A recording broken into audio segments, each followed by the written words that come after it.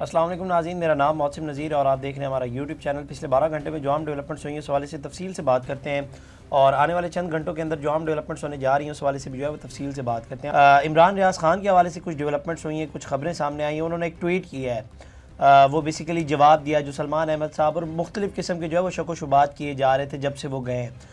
اس کے اوپر تھوڑی سی تفصیل سے بات کرتے ہیں۔ اس کے ساتھ ساتھ جناب سپریم کورٹ سے بڑا سخت رد عمل آیا ہے بار کونسل کی جانب سے، اس کے اوپر بھی کچھ تفصیل سے بات کرتے ہیں۔ اور اس کے ساتھ ساتھ آپ جانتے ہیں کہ پی ٹی آئی نے جو ہے وہ 8 فروری کو یوم سیاہ منانے کا اور اس دن جو ہے وہ جلسے کا اعلان کیا ہے۔ اس میں بھی کچھ ڈیولپمنٹس ہوئی ہیں، کچھ خبریں سامنے آئی ہیں، اس حوالے سے بھی جو ہے وہ تفصیل سے بات کرتے ہیں۔ لیکن سب سے پہلے جناب آغاز کر لیتے ہیں۔ آپ جانتے ہیں کہ عمران ریاض خان صاحب جو ہیں وہ ملک سے باہر چلے گئے ہیں، اور ان کے جانے کے بعد جو ہے وہ مختلف قسم کی تھیوریاں دی جا رہی تھیں اور مختلف قسم کے جو ہے وہ شک و شبہات کیے جا رہے تھے، ان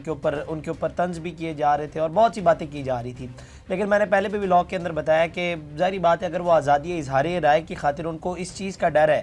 تو ان کو اپنی جان کا خطرہ ہے، تو اس وجہ سے اگر وہ باہر گئے ہیں تو اس میں کوئی بری بات نہیں ہے اور یہ کوئی غلط بات بھی نہیں ہے۔ لیکن ظاہری بات ہے سلمان احمد صاحب ہو گئے اور اس کے بعد عادل راجہ صاحب اور ان کی اہلیہ ہو گئی، ان کے حوالے سے وہ لوگ بڑے شک و شبہات کا اظہار کر رہے تھے، بلکہ انہوں نے ٹویٹر سپیس پہ بھی بلانے کی کوشش کی لیکن وہ نہیں آئے۔ تو اس کے اوپر جو ہے وہ عمران ریاض خان صاحب نے ایک ٹویٹ کیا اور یہ جواب دیا ہے۔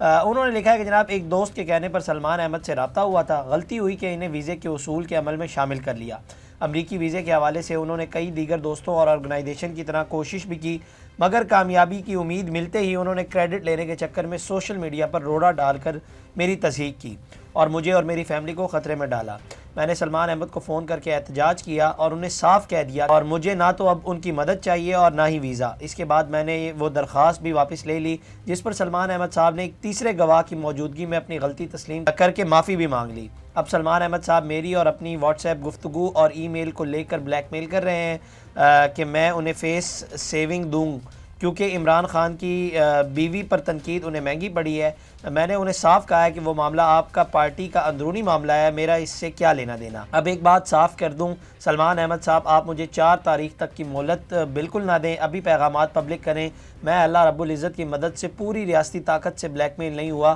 آپ بھی کوشش کر کے دیکھ لیں، گڈ لک۔ اچھا، اس کے بعد جو ہے وہ عمران ریاض خان صاحب نے سلمان احمد صاحب کو جو ہے وہ انہوں نے ایک اسکرین شاٹ بھی شیئر کیا، انہوں نے جو ہے وہ ٹویٹر سے ان کو بلاک کر دیا۔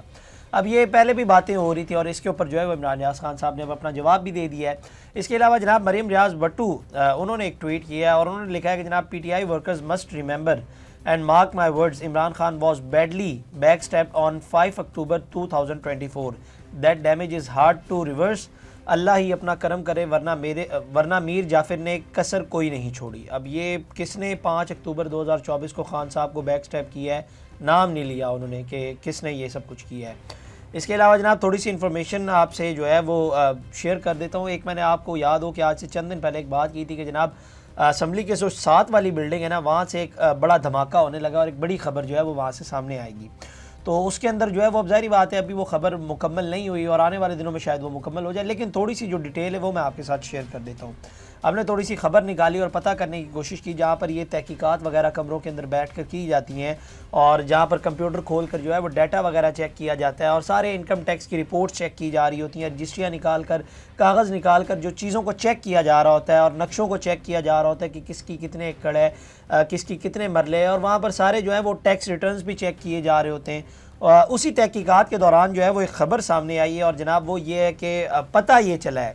کہ بات وہاں پہ یہ ہو رہی تھی کہ جناب کچھ سننے میں آیا ہے کہ یہ جو سارا معاملہ چل رہا ہے، یہ جو ایک تحقیقات ہو رہی ہے خاص طور پر ایک ایسی شخصیت کے بارے میں ہو رہی ہے جو اس وقت پاکستان میں نہیں ہے، اور بڑی ایڑی چوٹی کا زور لگایا جا رہا ہے کہ ان کو جو ہے وہ کسی طرح سے واپس لایا جائے۔ اور اس تحقیقات میں اس کمرے کے اندر ظاہری بات ہے ایک اور گفتگو بھی ہوئی اور وہ یہ ہوئی کہ جناب سابق سپریم کورٹ کے جج کا نام بھی لیا گیا، اور یہ بڑا سرپرائز تھا اور دس واز ویری انٹرسٹنگ۔ میں نے ان سے پھر پوچھا، میں نے پتہ کرنے کی کوشش کی آخر ان کا نام کیوں لیا گیا، کیا وہ گلٹی ہیں یا کوئی اور وجہ ہے۔ تو انہوں نے کہا کہ جناب یہ تو ہم نہیں بتا سکتے کہ ابھی وہ گلٹی ہیں یا نہیں، لیکن ان کا نام جو ہے وہ لیا جا رہا ہے، اور جو تحقیقات چل رہی ہیں اس کے اندر جو ہے وہ کسی ہاؤسنگ سوسائٹی کے حوالے سے ایک سابق سپریم کورٹ کے جج کا نام بھی جو ہے وہ لیا جا رہا ہے اس تحقیقات کے اندر۔ اب وہ کیوں لیا جا رہا ہے، کس حوالے سے لیا جا رہا ہے، اس حوالے سے جو ہے وہ بھی ڈیٹیل سامنے نہیں آئی، لیکن اطلاع یہ ہے کہ جناب جب یہ سارے کاغذ کھلتے ہیں اور جب ساری باتیں ہونے لگتی ہیں تو بار بار جو ہے وہ ان کا نام ضرور لیا جاتا ہے۔ جب بھی کمپیوٹر کے اوپر ٹک ٹک ہوتی ہے نا تو ان کا نام ضرور لیا جاتا ہے۔ اب یہ کیوں ہو رہا ہے، کس وجہ سے ہو رہا ہے یہ نہیں پتہ، لیکن ہلچل جو ہے وہ ہو رہی ہے۔ آنے والے دنوں میں دیکھتے ہیں، پتہ چل جائے گا، ہو سکتا ہے بہت سے مختلف چینلز کے اوپر یہ خبر فلیش ہو جائے اور دھماکہ ہو جائے، پھر ہم بھی آپ کو ڈیٹیل دے دیں گے، لیکن یہ جو ہے وہ خبر چل رہی ہے۔ اس کے علاوہ جناب اسلام آباد ہائی کورٹ میں آپ جانتے ہیں کہ 3 مختلف ججز جو ہیں ان کا ٹرانسفر کل کیا گیا تھا، اور اس کے اوپر جو ہے وہ شدید رد عمل آیا بار کی طرف سے بھی، اور اب ان کا روسٹرز بھی جو ہے وہ بھی سامنے آ گیا، اور رجسٹرار ہائی کورٹ کی جانب سے جسٹس سرفراز ڈوگر کو لاہور ہائی کورٹ سے جو گئے ہیں ان کو جو ہے وہ بینچ نمبر 2 جو ہے وہ ان کا ڈکلیئر کیا گیا، کیونکہ آپ جانتے ہیں کہ جسٹس عامر فاروق صاحب کے بعد سینیورٹی کے لحاظ سے یہی بنتے، تو اس لیے جو ہے ان کو ڈکلیئر کیا گیا ہے۔ اس کے علاوہ جناب جسٹس محسن اختر کیانی صاحب، ان کو بینچ نمبر 3 کا جج مقرر کر دیا گیا ہے، اور سندھ ہائی کورٹ سے جسٹس خادم حسین سمرو کو بینچ نمبر 9، اور بلوچستان ہائی کورٹ سے آنے والے جسٹس محمد آصف کا بینچ نمبر 12 ہوگا۔ اور ہائی کورٹ میں بینچ نمبر 2 جو ہے وہ سینئر ترین جج کو دیا جاتا ہے آفٹر چیف جسٹس، تو اس سے پہلے محسن اختر کیانی صاحب جو ہیں وہ ایکچولی اس بینچ کے اوپر بیٹھے تھے، لیکن اب چونکہ سینیورٹی میں وہ تیسرے نمبر پہ چلے گئے ہیں، تو فی الحال ان کو جو ہے وہ شفٹ کر دیا گیا، اور یہ جو ہفتہ وار روسٹر جو ہے وہ یہ جاری ہوا ہے، اور اس کی منظوری جو ہے وہ چیف جسٹس نے دی ہے۔ اس سلسلے میں جناب اسلام آباد ہائی کورٹ میں ججز جو ہیں ان کی تعداد 12 ہونی چاہیے تھی، اب وہ 13 ہو گئی ہے، لیکن یہی کہا جا رہا ہے کہ جناب چیف جسٹس جو عامر فاروق ہیں ان کو سپریم کورٹ میں جو ہے وہ جب چلے جائیں گے تو پھر یہ تعداد جو ہے وہ دوبارہ 12 ہو جائے گی۔ یہ جناب اسلام آباد ہائی کورٹ سے کچھ خبریں آئی ہیں، تو یہ ڈیولپمنٹس جو ہیں وہ وہاں سے ہوئی ہیں۔ اس کے علاوہ جناب آپ جانتے ہیں کہ پی ٹی آئی جو ہے وہ 8 فروری کو یوم سیاہ منانے جا رہی ہے، اور اس دن جو ہے وہ پی ٹی آئی نے اپنے جلسے بھی رکھے ہوئے ثوابی کے اندر بھی اور لاہور میں مینار پاکستان کے اندر بھی۔ تو اس حوالے سے جو ہے وہ پاکستان تحریک انصاف کے کے پی کے جو صدر ہیں جنید اکبر صاحب، انہوں نے آج جو ہے وہ اپنا پہلا اجلاس پارٹی رہنماؤں کا طلب کیا، اور اس کے اندر بیسیکلی وہ 8 فروری کے حوالے سے اور جو ثوابی کے اندر جلسہ ہونا ہے اس حوالے سے جو ہے وہ بات چیت ہوئی، اور اس اعلامیے میں کہا گیا کہ جناب ثوابی کے جلسے کی تیاریوں کے سلسلے میں جو ہے وہ ایک اجلاس بلایا گیا، اور انٹرسٹنگ بات یہ ہے کہ اس سلسلے میں جو ہے یہ جو ثوابی کے اندر جلسہ ہوگا، اس سلسلے میں جو ہے وہ علی امین گڈھا پور صاحب جو ہے وہ یہاں پر موجود نہیں تھے، اور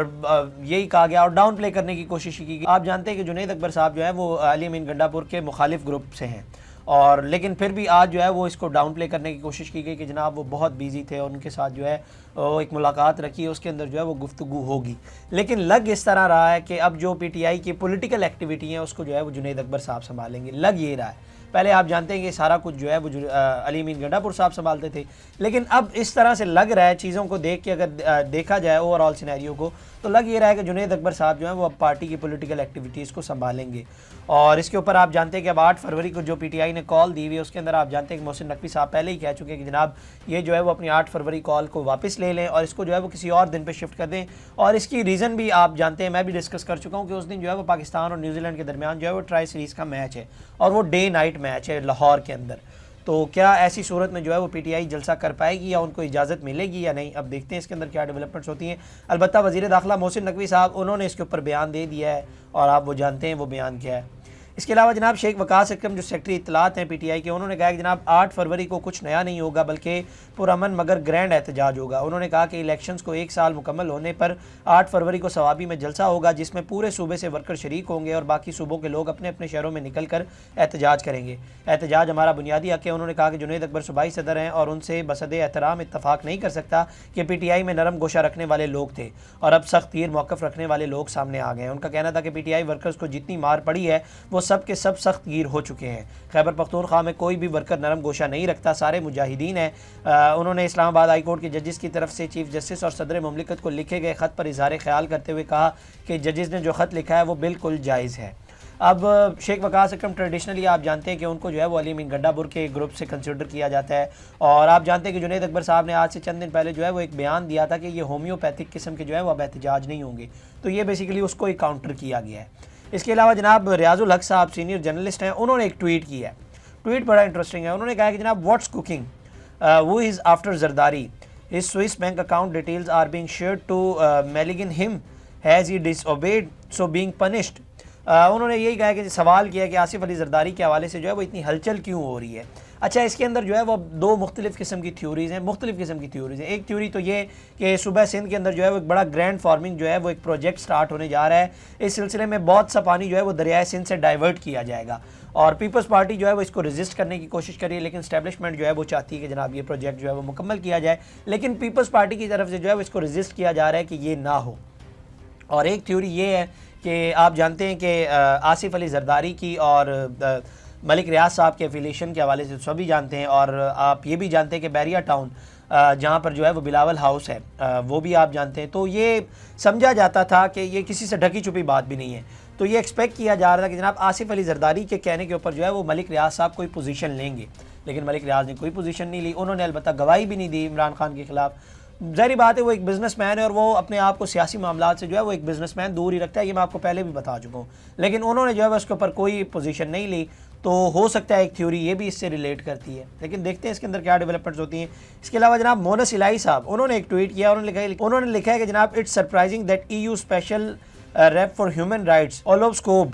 visited Pakistan but didn't meet the largest political party PTI. انہوں نے کہا کہ جناب یہ جو ہیومن رائٹس کی جو آرگنائزیشن تھی انہوں نے پاکستان کا وزٹ کیا, لیکن پاکستان کی جو سب سے بڑی جماعت ہے PTI ان سے کیوں نہیں ملاقات کی. the only party which has had to suffer worst kind of human rights abuse, how can anyone assess what's going on without meeting victims. تو انہوں نے یہی کہا کہ جناب ان کے کہنے کا مقصد ہے کہ ان سے جو ہے وہ ملاقات PTI سے بھی کرنی چاہیے تھی, انہوں نے جو ہے وہ کیوں نہیں کی. اب یہ میں آپ کو پہلے ہی بتا چکا ہوں کہ جب یہ وزٹ ہوا تھا اور اس دوران جو ہے وہ ان کی جانب سے پریس ریلیز جاری کی گئی تھی, تو اس کے اندر ایک ہولسٹیکلی ایک اوور آل ایشوز کے اوپر بات کی گئی تھی, جس کے اندر جو ہے وہ چند ایک ایشو جو ہے وہ PTI کے بھی اوور لیپ کیے تھے وہاں پر. لیکن اگر آپ یہ کہیں کہ یہ اسپیسیفکلی PTI کے لیے کیا گیا تو یہ غلط ہوگا. ہولسٹیکلی اوور آل جو ہے وہ اس کے اوپر بات کی گئی تھی, بہت سے ایشوز جو ہیں جس کے اوپر بات ہوئی تھی, جس میں جو ہے وہ PTI کے ایشو بھی اوور لیپ کر رہے تھے. لیکن یہ کہنا کہ اسپیسیفکلی PTI کے لیے یہ سب کچھ ہو رہا ہے تو یہ غلط ہوگا. لیکن ان کو جو ہے وہ عادت پڑ گئی, ظاہری بات ہے باہر سے ٹھنڈی ہواؤں کی جو ہے وہ عادت پڑ گئی ہے, اور یہ چاہتے ہیں کہ جناب باہر سے جو ہے وہ ٹھنڈی ہوائیں آئیں, لیکن نہیں ہوتا ہر بار کی طرح.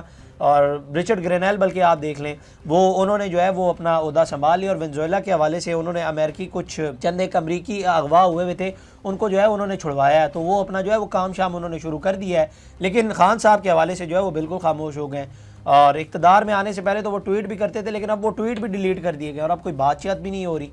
تو یہ ظاہری بات ہے, اب یہ ضروری نہیں کہ اگر آج ٹویٹ نہیں ہو رہے تو کل نہیں ہوں گے, ہو سکتا ہے کل کو حالات بدل جائیں, جذبات بدل جائیں اور ٹویٹ ہونے لگ جائیں. لیکن دیکھتے ہیں, تو یہ پالیٹکس ہوتی ہے. اب ظاہری بات ہے پالیٹکس کے اندر ایسی سچویشن چلتی رہتی ہے, اور ویسے بھی امریکہ کے حوالے سے بات ہو رہی ہے تو وہ پھر آپ جانتے ہیں کہ ان کو پتہ ہے کہ کب کہاں پر کون سی پوزیشن لینی ہے. اس کے علاوہ جناب انڈیا سے ایک بڑی انٹرسٹنگ خبر سامنے آئی اور ایک رپورٹ سامنے آئی ہے, اور یہ کہ جناب انڈیا کی حکومت نے سنیچر کو سال 2025-26 کا بجٹ جو ہے وہ پیش کیا, جس کے تحت انکم ٹیکس کے لیے نئے سلیب متعارف کروائے گئے. اس سلسلے میں متوسط طبقے کو دیا گیا ریلیف توجہ حاصل کر رہا ہے. نئے بجٹ کے تحت ماہانہ 1 لاکھ روپے انڈین 1 لاکھ روپے یا سالانہ 12 لاکھ تک کی آمدن والے افراد کو کوئی انکم ٹیکس جو ہے وہ نہیں دینا پڑے گا. اب اس کا کمپیریزن جو ہے وہ یہ تقریباً 12 لاکھ جو ہے وہ پاکستان کے 38.5 لاکھ میرا خیال ہے تقریباً بنتے ہیں, یا اس سے ہی وہ ملتی جلتی رقم ہوگی, یہ اتنے بنتے ہیں, اور ان کو جو ہے وہ وہاں پر کوئی ٹیکس نہیں دینا پڑے گا. اب اس کو کمپیریزن کریں آپ پاکستان میں, اور پاکستان میں جو شرح ہے وہ 6 لاکھ روپے کی ہے اور وہ ٹیکس دیتا ہے, وہ سیلری پرسن ہی ہوتا ہے, اور وہاں پر جو ہے وہ کتنا بڑا ریلیف دیا گیا ایک مڈل کلاس طبقے کو کہ اگر وہ وہاں پر 12 لاکھ روپیہ کماتے ہیں تو ان کو جو ہے وہ ٹیکس نہیں دینا پڑے گا. لیکن پاکستان میں جو 6 لاکھ روپیہ بھی کماتا ہے وہ سارا ٹیکس جو ہے وہ اسی سے ہی وصول کیا جاتا ہے. میرا خیال ہے سب سے زیادہ ٹیکس جو ہے وہ وصول ہی مڈل کلاس طبقے سے کیا جاتا ہے. تو یہاں پر آپ صرف کمپیریزن کریں کہ وہاں پر کتنا ریلیف دیا جا رہا ہے مڈل کلاس طبقے کو, اور یہاں پر جو ہے وہ کتنا نچوڑا جا رہا ہے مڈل کلاس طبقے کو. یہ فرق ہے, یہ فرق یہ صرف خبر سامنے آئی, میں نے سوچا کہ شیئر کر دی جائے کہ وہاں پر جو ہے وہ آپ دیکھیں کہ مڈل کلاس طبقے کو کتنا ریلیف دیا گیا, اور یہاں پر جو ہے وہ مڈل کلاس طبقے کو ہی نچوڑا جاتا ہے, بلکہ سارا کام ہی اسی سے ہی لیا جاتا ہے, سارے ٹیکس اسی سے ہی وصول کیے جاتے ہیں. تو یہ جناب اب تک کی ڈیولپمنٹس تھی. اگلی ویڈیو میں آپ سے دوبارہ ملاقات کریں گے اللہ نے کے بعد. اس طرح کی اور ویڈیوز دیکھنے کے لیے سبسکرائب کیجیے ہمارا چینل اور دیکھتے رہیے PSPKG نیوز.